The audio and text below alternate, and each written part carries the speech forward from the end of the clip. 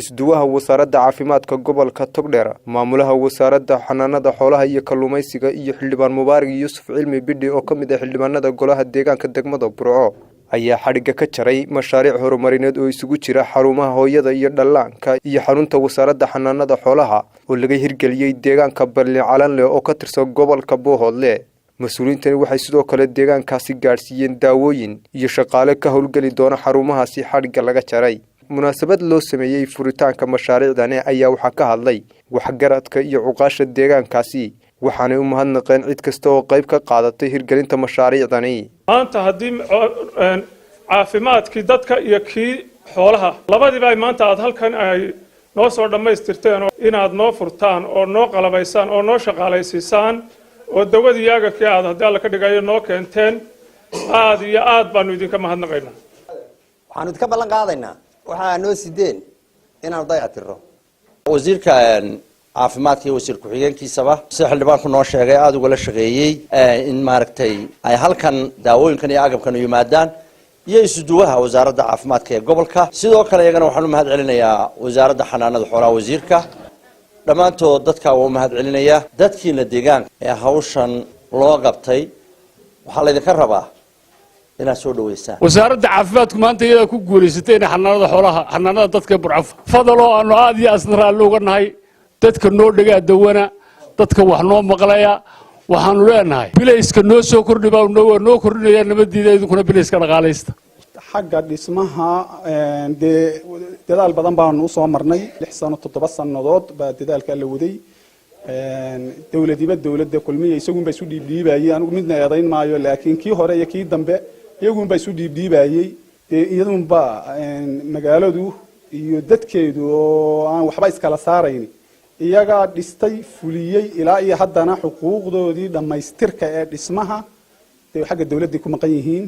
waxaan ammaan iyo bogaadin soo jeedinayaan wasaaradda caafimaadka oo wasiirku ugu horeeyay iyo wasiir ku-xigeenka oo hawshan maanta halkan laga kala wareegayo ka responsible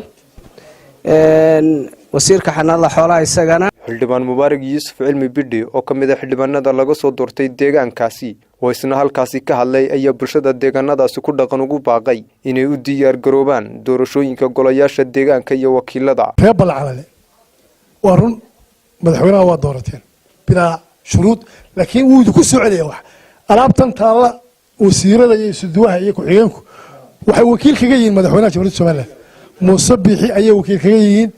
wixii idinku ballan qaaday wax qabadka wixii hore waa taamaanta taala waxaan inuu idin xusuusinayaa halkan ciidan baa laga hadlay booliis waxaan idin ballan qaadayaa inaan balacala ciidan askar booliis u keeno oo saacada wixii laga ka howlgalo oo idin ballan qaaday laba doorasho ka dhacay dalka tii deegaanka iyo tii baarlamaanka reerkeedana waa ogtiin afar madaxweyne baarlamaanka oo soo saarayna deegaanka sidii aniga iyadoo midaysan layla shaqeeyay la soo saaray aan ka codsanay idinku midaysan labada xildhibaan ee Axmed ee baarlamaanka laga sharxi doono iyo deegaanka inay idinku midaysan soo saartaan waxaan codsanayaa inaan la oran xildhibaan Axmed soo saaran bidhiba ugu dambeeyay ayaan codsanayaa isduwaha wasaaradda caafimaadka gobolka Togdheer aadan Malay iyo maamulaha wasaaradda xanaanada xoolaha iyo kalluumaysiga Faarax Saleeman ayaa bulshada deegaanadaasi ku nool waxay kula dardaarmeen inay ka faa'iideystaan xarumahani wadii oo dhan iyo shaqaalihii yaanu idinkan xanaanada la dhisay qaybta booliiska xanaanada kale xoolaha